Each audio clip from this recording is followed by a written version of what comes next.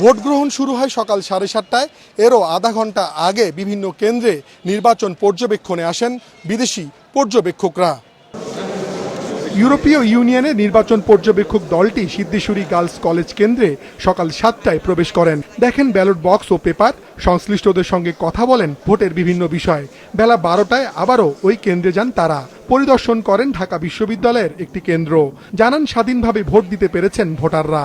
We are starting already now to gather this information, to get it together in order to produce a credible observation report. Up until noon today, we have seen a lot of positive enthusiasm and participation on behalf of Bangladeshi citizens.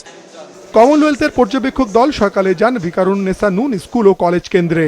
প্রতিনিধি দলটির প্রধান জানান ভোটের পরিবেশ ভালো দেখেছেন তারা। And so far everything looks very orderly and very peaceful, and we thank God for that, and I'm hoping that that is the situation across the country.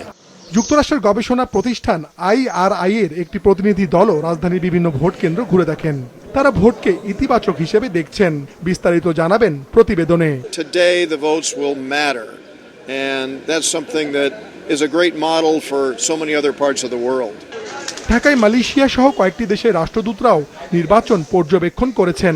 নির্বাচন কমিশনের হিসেবে ভোটের সার্বিক পরিস্থিতি দেখেছেন 550-রও বেশি বিদেশি পর্যবেক্ষক ও সাংবাদিক। মাশরুক রাহাত, মাছরাঙ্গা সংবাদ, ঢাকা।